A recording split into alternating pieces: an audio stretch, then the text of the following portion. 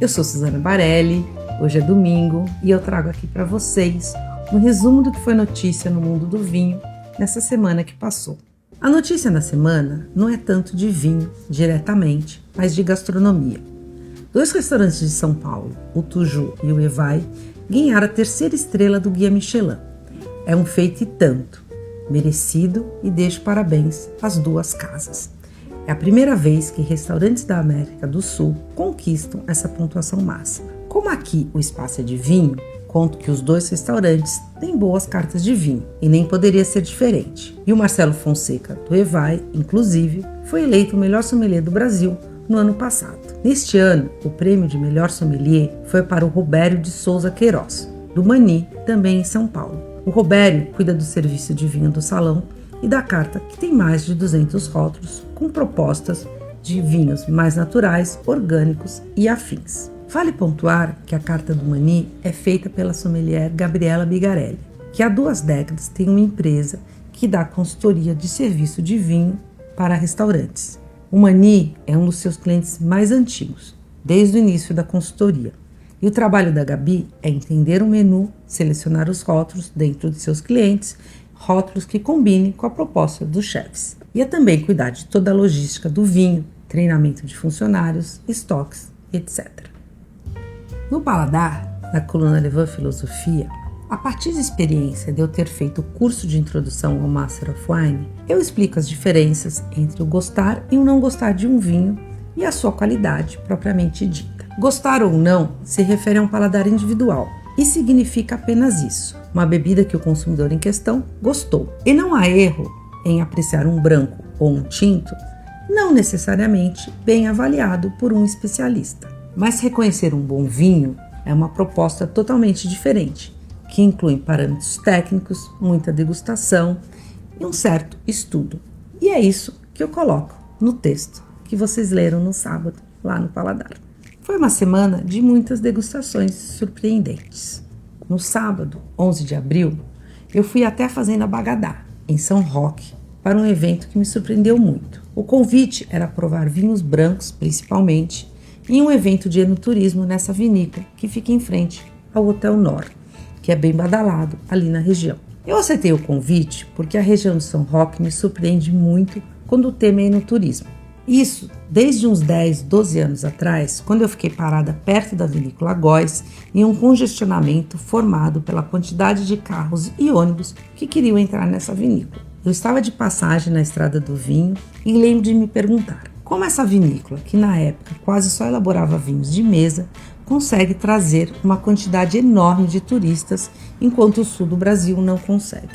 Anos depois, o enoturismo explodiu e a Estrada do Vinho segue atraindo muitos turistas. Esse evento na Fazenda Bagadá virava um público mais sofisticado, com um ingresso de R$ 900, com direito a provar diversos vinhos e muita comida. As melhores receitas foram as preparadas pelo Projeto Amar, de pesca sustentável lá na Ilhabela.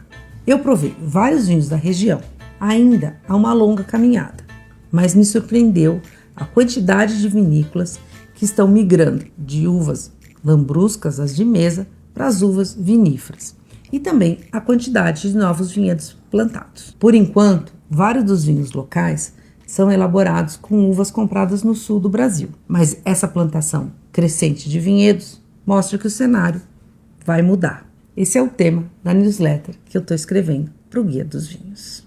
Na segunda-feira, eu participei de uma prova bem interessante proposta pela Thelma, no restaurante Aizome. Lá no Japan House, a proposta foi harmonizar as receitas do Aizome com vinhos japoneses, com destaque para 2 uvas, a branca Koshu e a tinta Muscat Ballet. Foi um menu de 5 tempos, harmonizado pela Gabi Monteleone. O plano da Thelma é trazer esses vinhos para a carta do Aizome. Aliás, no evento, eu soube de 2 importadoras que estão colocando vinhos japoneses em seus containers. E confesso que me surpreendi com o que eu provei. Esperava vinhos mais simples com variedades internacionais. Que bom que me surpreendi. Eu ainda participei da degustação da linha de vinhos Periquita, apresentada pelo enólogo José Maria Bittencourt.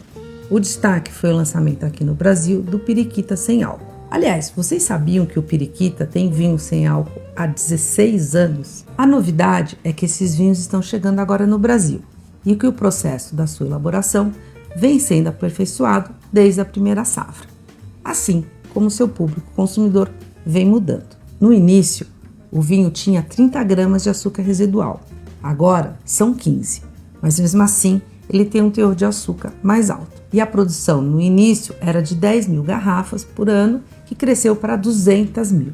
Quem traz esse vinho é a Interfood e ele mostra que se o vinho sem álcool era uma questão de pessoas que estavam doentes ou que por alguma razão não podiam beber bebida alcoólica, agora é também uma bebida que atrai pessoas que não querem beber bebidas alcoólicas.